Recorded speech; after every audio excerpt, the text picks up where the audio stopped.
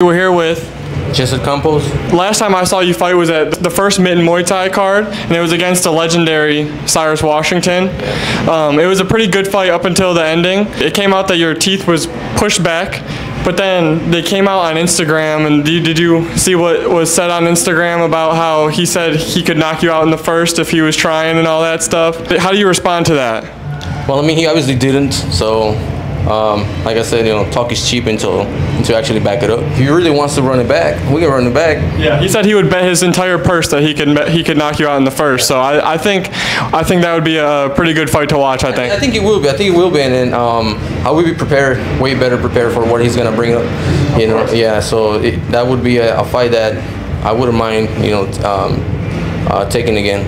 Okay, so what kind of went through what made you decide to take such a high-level opponent on your debut fight in Pro Muay Thai? You know what? I always had tough opponents, even through the amateurs. I had a coach back in the day that he engraved that into me, saying, if you feel like you're at a level above certain fighters, just fight the harder ones. It's okay if you lose; you're still an amateur, and that'll boost your skill level. So I knew Cyrus was a really tough opponent, OG of the sport. I respect him for that. I kept training for a while without any fights, sparring a lot of high-level fighters, and yeah, with a bunch of sparring and training, I just grew the confidence. And so I saw him fight, and I was like, yeah, I think this is a guy I can possibly beat. Okay. And if I don't, it'll definitely give me the skill to go up another level. Sure. So what are your goals in Muay Thai or combat sports in general? Definitely win more fights. I want to open up a striking gym. I want to rack up a couple wins so I can have that, the backbone and teach the younger generation. Do you want to win a world title, or do you want to just build experience to be a coach? Well, I want to be a coach. That would be the ultimate. Honestly, the ultimate goal. But if it leads me to winning a world title, and that's the road, because I don't know the future, that's the road that this is taking me, why not? Where does the confidence that you can beat such a high-level opponent like Cyrus Washington come from? Just hard training, believing in yourself. It's like Conor McGregor said, if you can see it here, you can manifest it. It'll happen. I know he's a high level, and he beat me once already. But everything's about your training, being surrounded with the people that believe in you, and just giving it your best.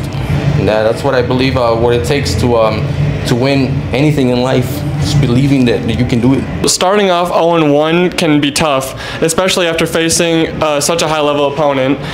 What did you learn from that fight, and how are you planning to come back stronger? Well, this was not 0-1 pro. This is my second pro fight. Yeah. Okay. Was the Cyrus fight your second pro fight? Yes. Okay. Yeah. My first.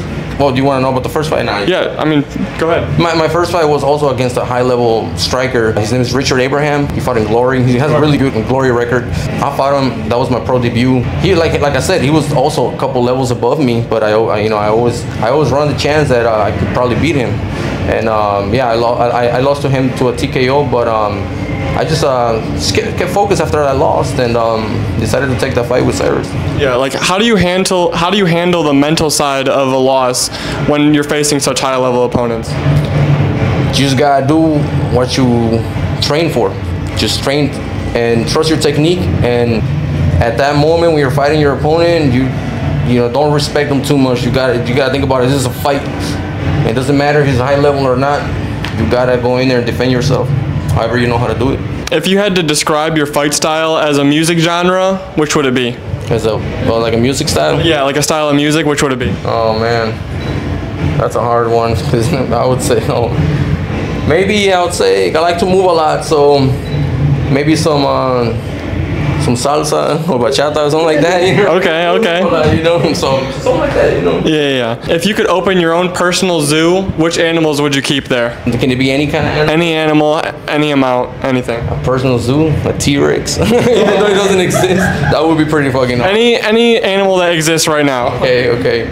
I think I like elephants a lot, and I like wolves and tigers. Okay. Yeah, and I also like a lot of fish. So maybe like a marlin, that would be awesome. Yeah. If you can actually put a marlin in an aquarium, that would be awesome. But I mean, that would be a pretty hard thing to do. Yeah. Yeah, because they swim a lot. Yeah. I love marlins and shellfishes. They're pretty cool. If you were on death row and they gave you one last meal, what would your meal be? Oh, God forbid I was on death row. But my last meal, huh? I'm Mexican, so maybe some tamales, something like that. Okay. Don't jinx it. I don't want to be in death row. No, God forbid.